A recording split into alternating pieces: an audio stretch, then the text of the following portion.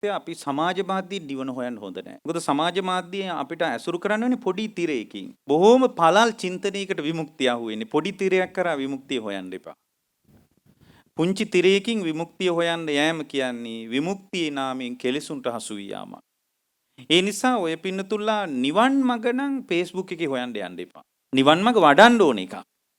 එතකොට අනිත් එක තමයි අර ඔබතුමා කියන ඉතා වැදගත් දේ. අවබෝධයටපත් වුණා වගේ අය හැම තැනම ඉන්නවා. ඇත්තටම අවබෝධයටපත් වුණා කියන එක මේ කාලේ ව්‍යාපාරයක් වෙලා. අනිත් එක තමයි අවබෝධයටපත් වුණා වගේ කෙනෙක් පේනකොට ඔය පින්නතුන්ලා ඒක ගණන් ගන්න එපා. කවුරු හරි කිව්වොත් මම සෝවාන් කියලා ඔයාලා ගණන් ගන්න එපා. ඇයි ගණන් ගන්න එපා කියන්නේ? ලෝකේම රහත් වුණත් අපිට වැඩක් නැහැ. ලෝකේම මඟඵල ලැබුවත් ඒකට සාදු කියලා පැත්තකට වෙන්න. ඉතා වැදගත් දේ තමයි ලෝකේම මඟඵල ලැබීම නෙමෙයි. මම කොච්චර සක්කාය දිට්ඨිය දුරු කරන්න කිට්ටුද? මම මගේ රූප වේදනා සංඥා සංකාර විඥාන කියන පංචස්කන්ධය කෙරෙහි උපය උපාදාන අබිනිවෙස අනුසය කඩලා දාන්න මං කොච්චර දක්ෂයිද?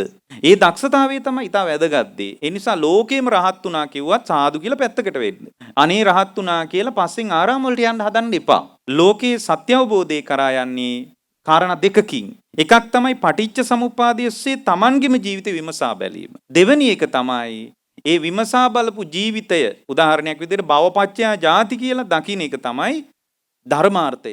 සම්බුදු හරසර බුදුහිමි පිරිවරා මහරහතන් වහන්සේලා දහස් ගණනින් වැඩ සිටි විශ්ව පූජිත භූමියේ කමඨහන් සහිතව බවුන් වඩන්න. බුද්ධ රශ්මි දහරා අතරින් දෙවියන් වඩින බුදුන් වහන්සේ 19 වසක් වස්වසා වැඩවිසූ දඹදිව සවැත් නුවර ජේතවනාරාමේදී අනන්ත බුදුබල රැඳි සියලු බුදුවරු වැඩ හිඳින සුගන්ධ කුටිය අභියස බුදුන් දකිමින් චිත්ත සමාධිය අත්විඳින්න.